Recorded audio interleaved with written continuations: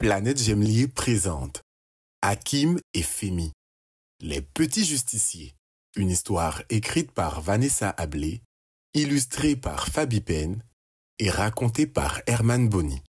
À la fin de chaque chapitre sera lu un des mots difficiles. Retrouvez la liste complète des mots difficiles à la fin de l'histoire à la partie mini-dico de l'histoire. Si tu écoutes cette histoire en lisant ton magazine, tourne la page quand tu entends Chapitre 1. Chacun son livre. Après les cours, Hakim et Femi ont une nouvelle habitude. Ils suivent le journal de 13 heures à la télévision dans la cafétéria du papa d'Hakim. Les deux amis sont plus intéressés par les commentaires que font les clients après les reportages que par les informations. Aujourd'hui, le journaliste reçoit Monique Cadio, l'écrivaine préférée d'Hakim et Femi. Depuis qu'ils sont tout petits, leurs parents achètent les livres de cet auteur. Monique Cadio répond aux questions du journaliste sur son nouvel ouvrage « Le dauphin qui ne voulait plus nager ». C'est l'histoire d'un dauphin qui en a marre de jouer avec les touristes. Les garçons sont emballés, ils ont hâte de découvrir ce livre. À la fin de l'interview, le journaliste annonce la dédicace très prochaine de Monique Cadio à Niamey. Hakim et Femi sont contents, ils vont enfin pouvoir rencontrer leur auteur préféré. Le lendemain, les deux amis se lèvent de bonne heure et se rendent au kiosque où Tonton Issa vend des livres, des magazines, des journaux et d'autres articles de papeterie. Les parents d'Hakim et Femi leur ont permis d'utiliser leurs économies pour s'offrir ce livre. Hakim lance « Bonjour Tonton Issa, on voudrait 2 exemplaires du livre Le dauphin qui ne voulait plus nager de Madame Monique Cadio s'il te plaît. » Tonton Issa s'écrie « Bonjour mes petits. Ah, vous faites bien d'acheter vos exemplaires maintenant. Dès ce soir, ils seront tous vendus. » Femi répond en s'emparant des 2 livres. « On va les faire signer par l'écrivaine elle-même. » Tonton Issa précise. « Ça fait 2000 francs CFA au lieu de 3000 francs CFA, mes petits. Je vous fais une petite réduction. Vous êtes mes premiers clients. » Femi remarque. « Merci, Tonton Issa. Mais tu les as complètement emballés. On aurait aimé les feuilleter avant d'arriver à la maison. » Tonton Issa réplique. « Ah, mes petits, vous auriez préféré que la poussière se répande sur les livres tout neufs ?» Femi s'excuse. « Non, merci Tonton Issa. » Les 2 compères prennent leurs livres et se mettent en route pour la maison de Femi. Mini-dico. Exemplaire. Non masculin. C'est la copie individuelle d'un objet ou d'un document. Si un livre est imprimé plusieurs fois, chaque copie est un exemplaire. Chapitre 2. Le vendeur malhonnête. Arrivés à la maison de Femi, les 2 amis s'installent dans le garage, leur atelier de bricolage, pour lire. Ils se débarrassent des emballages et s'apprêtent à parcourir leur nouveau trésor. Hakim fait remarquer à Femi que son livre a du mal à s'ouvrir car certaines pages sont collées. Femi réagit. « Ah oui, fais voir. Le mien par contre est en noir et blanc. Il ne ressemble pas à ce qui a été présenté à la télévision. » Pendant qu'il continue de lister les anomalies trouvées sur les livres, Femi est stupéfait. 2 pages de son livre viennent de tomber. C'est une véritable catastrophe. Ils ne peuvent pas aller à la dédicace avec des livres neufs mais défectueux. Hakim est en colère. Il propose. « Il faut que nous retournions chez Tonton Issa. » Femi ne répond pas. Il est perdu dans ses pensées. Il tente de façon désespérée de remettre en place les parties déchirées de son exemplaire. Découragé, Femi s'interroge.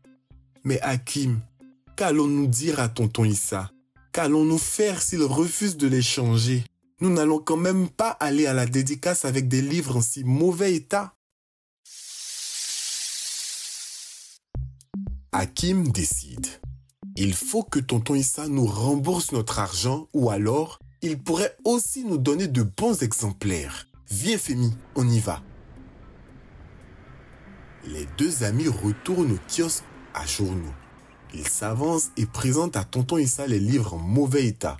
Offusqué, Hakim déclare « Tonton Issa, les livres que tu nous as vendus sont abîmés. » Femi ajoute « Le mien a déjà perdu 2 pages. Tu dois nous les changer. » Le vendeur leur rit au nez et répond plein de dédain. « Mes petits, rentrez chez vous. Ici, c'est un commerce respectable. Je n'ai pas le temps pour les pleurnichards. » Hakim dit « Mais on... » Tonton Issa l'arrête. « Il n'y a pas de mais. J'ai été généreux avec vous. Je vous ai offert une réduction. Vous n'avez pas été capable de prendre soin de vos livres. Je n'y suis pour rien. » Femi argumente. « Il n'y a pas de couleur, tonton Issa. Ça, ce n'est pas de notre faute. » Tonton Issa s'énerve et dit « Trêve de bavardage, mes petits. Rentrez chez vous. J'ai un commerce à faire tourner. Ce qui est vendu est vendu. » C'est tout confus que les deux garçons rentrent chez eux. La dédicace a lieu cet après-midi. Au lieu de se lamenter, Hakim et Femi décident de se rendre à la Bibliothèque nationale pour dénoncer tonton Issa à Madame Monique Cadio. Mini Dico. Anomalie. Non féminin. C'est quelque chose qui est différent ou inhabituel. Par exemple, si un citron a une forme carrée, c'est une anomalie. Chapitre 3. Jour de dédicace. La Bibliothèque nationale est à quelques minutes à pied de la maison. Hakim et Femi sont accompagnés par Ramatou, la nounou d'Hakim. Les deux amis pensent que s'ils montrent leur livre à Monique Cadio, elle saura quoi faire pour punir tonton Issa. À l'intérieur de la bibliothèque, Hakim et Femi rencontrent des camarades de classe, Samia, Mori et Ama. Eux aussi, ils ont des exemplaires du livre Le Dauphin qui ne voulait plus nager en mauvais état. Les deux garçons comprennent que tonton Issa a vendu ses livres abîmés à d'autres enfants. Pour la dédicace, il y a déjà 2 files d'attente en face de l'auteur. Monique Cadio est assise derrière une grande table bien décorée. Derrière elle, un kakémono présente une image géante de son nouveau livre, Le Dauphin qui ne voulait plus nager. Les files avancent très vite, c'est déjà leur tour. Hakim et Femi présentent leur livre à Monique Cadio. L'écrivaine est confuse. Désolé, Hakim explique. « Bonjour madame, excusez-nous mais il y a un problème avec nos livres. Les images ne sont pas en couleur comme à la télévision. » Femi ajoute. « En plus, certaines pages sont collées entre elles et d'autres sont déjà décollées. » Monique Cadio est étonnée et elle demande « Mais c'est une contrefaçon? Les enfants, où avez-vous acheté vos exemplaires ?» Hakim répond en montrant ses amis Samia, Mori et Ama du doigt. « Nous les avons achetés chez tonton Issa dans notre quartier. On lui a retourné les livres, mais il n'a pas voulu nous les changer. Et nous ne sommes pas les seuls dans cette situation. » L'assistant de Monique Cadio réplique. « C'est vraiment dommage, les enfants. Pouvez-vous nous indiquer le kiosque de ce vendeur ?» Femi s'écrie. « Bien sûr, monsieur. » L'assistant de Monique Cadio a averti les policiers. Ils se rendent chez tonton Issa. Le stock de livres du marchand est presque épuisé. Alors le reste est repris. Tonton Issa est contraint de verser une grosse amende et de rembourser tous les clients dupés. En plus, il dénonce son fournisseur, la femme qui photocopiait les livres. Elle est arrêtée.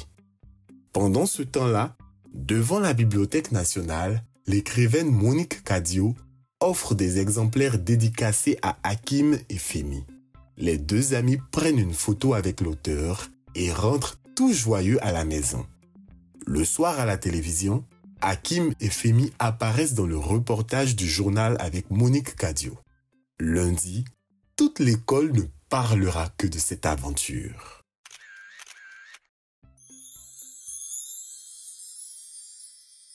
médicaux. Contrefaçon. Nom féminin.